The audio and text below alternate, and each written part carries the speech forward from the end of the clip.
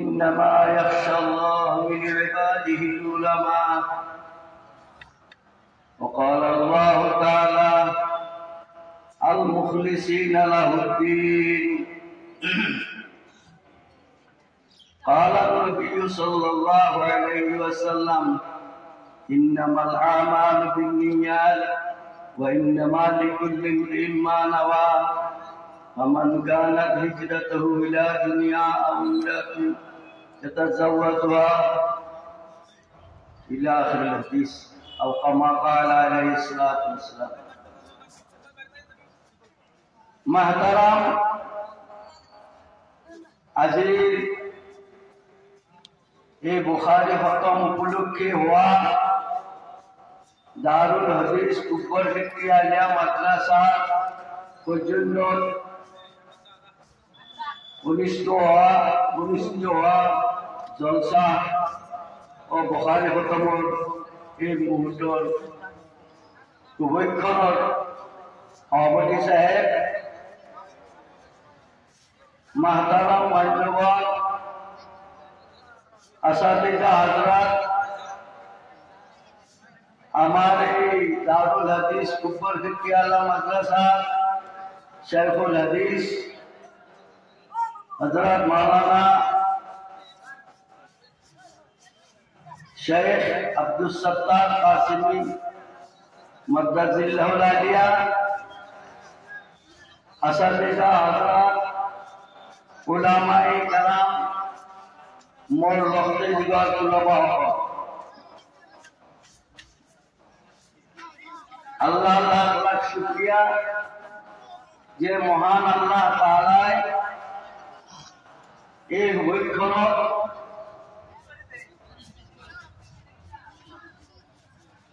দারুল হাদিস কুব্বর ফিক্রি আলিয়া মাদ্রাসার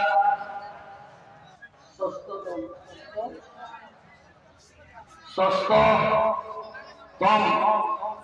দৌরা হাদিস বুখাৰী খতমৰ জলসাহত উপস্থিত হবলৈ পাই আমি নথৈ আনন্দিত হৈছো। আল্লাহ শুকৰিয়া, আলহামদুলিল্লাহ। সকলো কক আলহামদুলিল্লাহ, আলহামদুলিল্লাহ। আল্লাহ শুকৰিয়া আদায় কৰিছো। হয় মাহতাৰাম দোস্ত বুজুৰ্গ আজিজ, মহান আল্লাহ তাআলাই আল্লাহ শুকৰিয়া আদায় কৰিলে খুশি হয়। আমার সকলো কাম কাজ আল্লাহ শুকরিয়া। আল্লাহ তাআলা ফরমায় ওয়া ইন শাকারতুম লা আযীদান্নাকুম ওয়া ইন কাফারতুম ইন্না আযাবি লাশাদীদ। মহান আল্লাহ ফরমায় যদি তোমালোকে মোৰ কৃতজ্ঞতা শুকৰিয়া আদায় কৰা তেনেহলে মই তোমালোকৰ নিয়ামত আৰু বঢ়াই দিম, বেছি বেছিকৈ বঢ়াই দিম। আল্লাহ শুকৰিয়া আদায় কৰিলে আল্লাহ তাআলাই আমাৰ ওপৰত আল্লাহৰ নিয়ামত আৰু নাজিল কৰিব দিব। আজি আমাৰ এই শুভক্ষণত নলবাৰী জিলাৰ আজিতো আমাৰ কামৰূপ নলবাৰী বৰপেটাত দুই এখন আছে দৌৰে হদিছৰ মাদ্ৰাসা, বালাপাৰা মাদ্ৰাসা আছে আৰু কোনোবা থাকিব পাৰে। আমাৰ নলবাৰী জিলাত কেৱল মাত্ৰ দারুল হাদিস কুব্বর ফিক্রি আলিয়া মাদ্রাসা এই লোহার কাঠা। এই মাদ্রাসার দৌরা হদিস আমার সভাপতি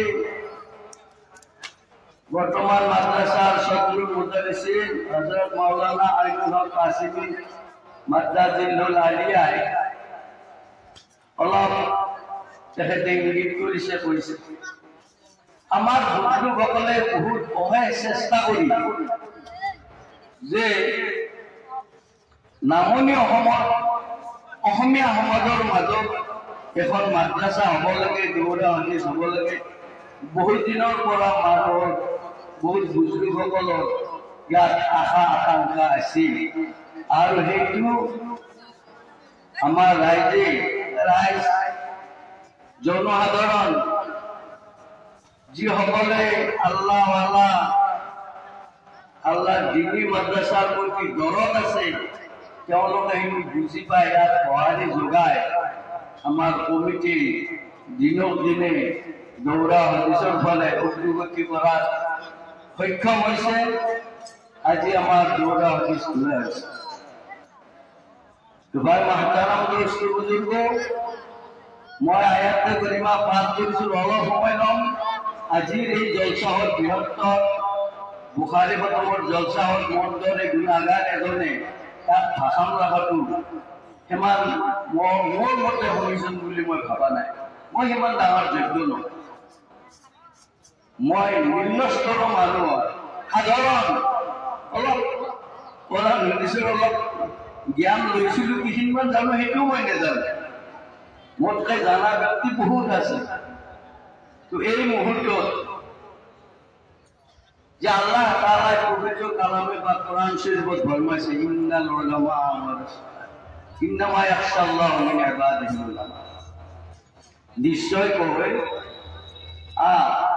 আল্লাহ কয় যে নিশ্চয় কয় উলামা সকলে আল্লাহক ভয় কৰে প্ৰকৃতভাৱে যদি চাবা যায় যিসকল উলামা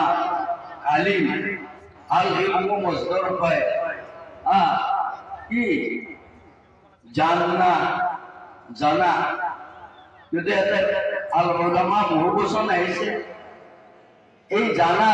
উলামা শব্দটোৰে আলিম উলামা আল ইলমু শব্দটোৰ দ্বাৰাই আল্লামা এইবিলাক শব্দ উৎপত্তি হয় সৃষ্টি হয় গতিকে আল্লাহ তাআলা কৈছে আমাৰ কথা নহয় যে উলামা সকলে নিশ্চয়কৈ দিনী জ্ঞানী সকলে দিনৰ জ্ঞান কোৰআন হাদিছৰ জ্ঞান ইলম মানে হ'ল বিদ্যা সকলো বিদ্যাৰ কথা কোৱা নাই আল্লাহৰ মকসুদ সকলো বিদ্যাৰ কথা কোৱা নাই যি বিদ্যা কোৰআন হাদিছৰ মাধ্যমেৰে জানা ব্যক্তি জ্ঞাত অধ্যয়ন কৰিছে কোৰআনৰ সম্পূৰ্ণ ব্যাখ্যা তফসিল উদ্ঘাটন কৰিব পাৰি গৈছে ৰিচাৰ্চ কৰিব পাৰিছে এইসকল ডাঙৰ আল্লামা সকলে যিবিলাক সৃষ্টি কৰিছে কিতাপ লিখিছে এই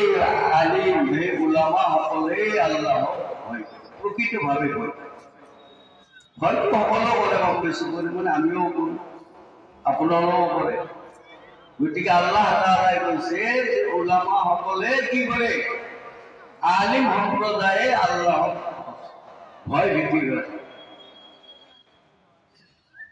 কাৰণ কোৰআন শৰীফৰ যিবিলাক আয়াত আছে এই আয়াতবিলাক কোনোবা আয়াতত জান্নাতৰ খুশখবৰি আছে কোনোবা আয়াতত দোজখৰ কথা উল্লেখ আছে তাৰ অৰ্থ মতলব বুঝি লৈ যে অধ্যয়ন কৰিছে সেই সকল ব্যক্তি অলপ বেছি ভয় কৰে আল্লাহক বেছি যে যিয়ে নহওক তো ইলিমৰ কথা এই ইলিম অৰ্জন কৰাৰ কাৰণে আমাৰ বিভিন্ন জাগাৰ পৰা যিসকল তুলাবা মাদ্ৰাছাত পঢ়িবলৈ আহে সেইসকল আগৰ যুগৰ সাহাবাসকলে যেনেকৈ ইলিম হাসিল কৰে কোৰআন হাদিছ জানাৰ কাৰণে বিভিন্ন জাগাৰ পৰা মছজিদে নবৱীত হুজুৰ পাক সাল্লাল্লাহু আলাইহি ওয়াসাল্লামত আহিছে ওচৰত আহিছে প্ৰকৃতভাৱে সেইসকল আসাবে সুফা যিসকলৰ ঘৰ বাৰী আছিল মদিনাত আহি জনাব ৰাসূলুল্লাহ সাল্লাল্লাহু আলাইহি ওয়াসাল্লামৰ সুহবতত থাকি মছজিদে নবৱীতে জীৱন কটাইছিল কেতিয়া ওহী নাজিল হয় মুখস্থ কৰিব পাৰে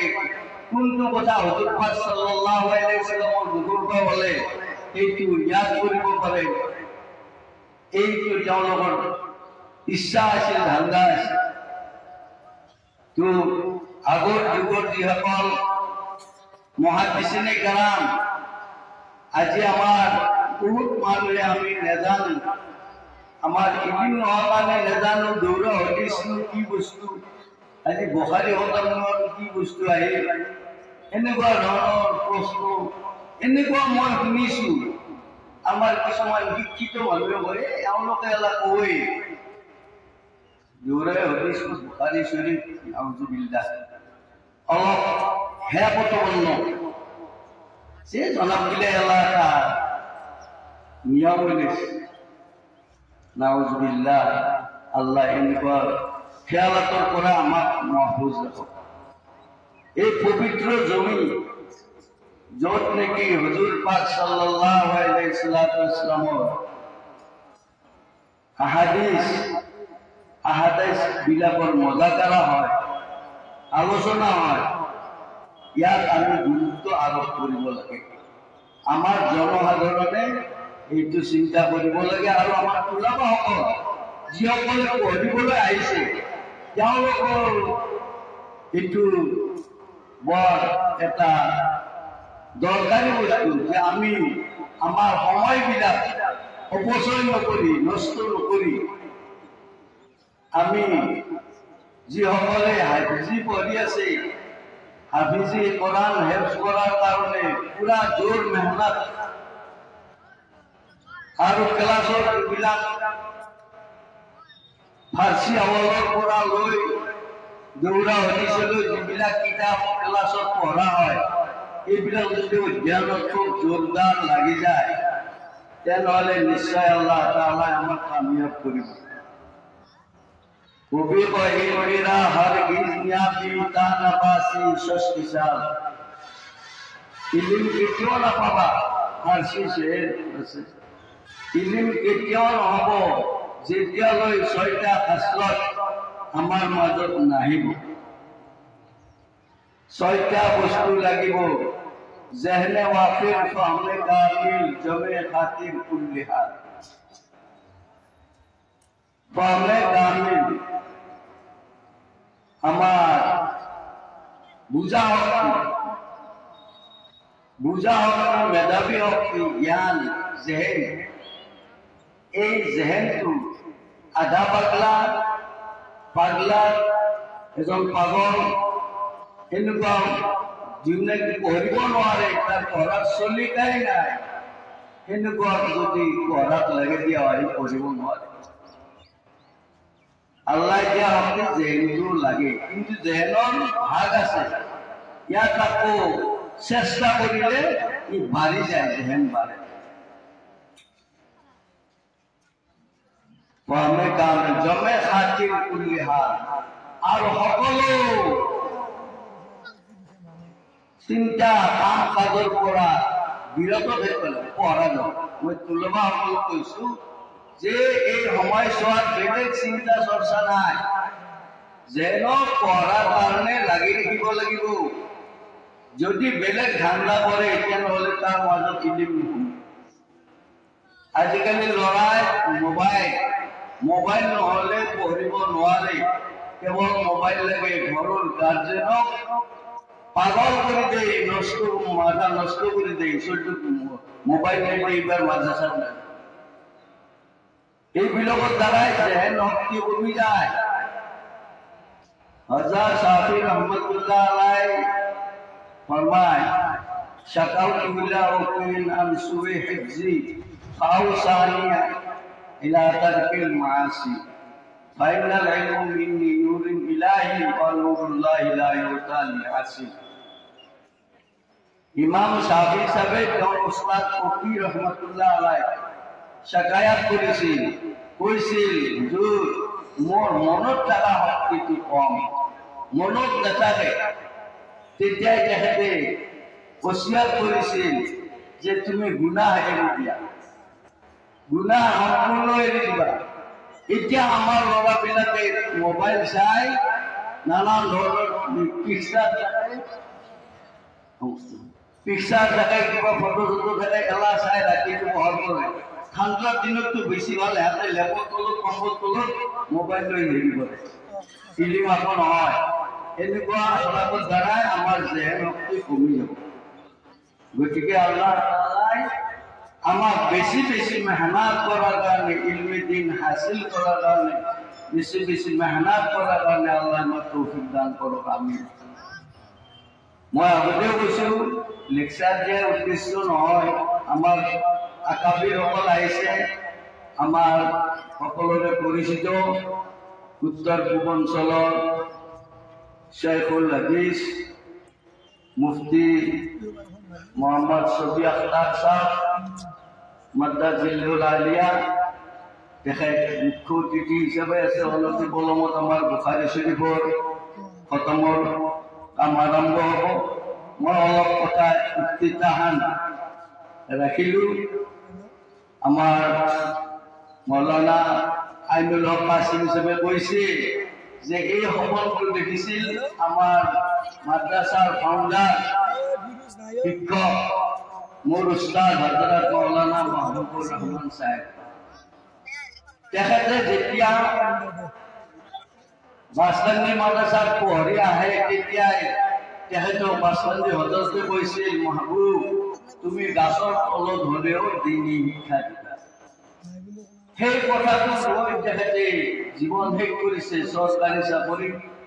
একো নকৰি গতিকে তেখেতে যেতিয়া বাক্সৰ মাদ্ৰাছাৰ পৰা আহি আদাবাৰীত ফাৰ্মাচী কৰে তেতিয়া এটা খোৱাব দেখিছিল জনাব ৰাসূলুল্লাহ সাল্লাল্লাহু আলাইহি ওয়াসাল্লামে সহ্যগত অৱস্থাত বেমাৰত পৰি আছে আৰু হযৰত মাহবুবুৰ ৰহমান সাহেব তেখেতে চামুচেৰে হুজুৰৰ মুখত পানী দিছিল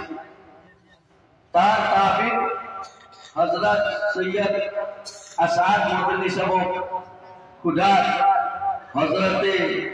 কৈছে যে তোমাৰ দ্বাৰা দিনী খেদমত হ'ব তুমি দিনী খেদমতত লাগি যাও তো হুজুৰে তেতিয়া আৰু আমাৰ ৰাইজক উপৰিতে ৰাইজক অনুপযোগী এই মাদ্ৰাছাখন স্থাপন কৰে আল্লাহ তাআলাই তেখেতৰ ইখলাসৰ ক্ষেত্ৰত কৈছিল তেখেতৰ ইখলাস আছিল তেখেতৰ নাম ফুটৰ কাৰণে কাম ফুটৰ কাৰণে কোনো ব্যৱস্থা কমিটিত পোৱা নাছিল দুৰ্নীতি কৰা নাছিল গতিকে তেখেতৰ যি ইখলাস মই এটা হাদিছ যে কৈছোঁ আল মুখলিছিন আল আহমদী আমি মই বুলি অহংকাৰ গৌৰৱ যিবিলাকৰ মানুহৰ মুখত গৌৰৱৰ কথা ফুটি উঠে সেইবিলাক আল্লাহৰ ওচৰত কবুলে নহয় আল্লাহৰ ওচৰতে নাথাকে ওয়া আখিৰু দাৱানা আলহামদুলিল্লাহি ৰাব্বিল আলামিন।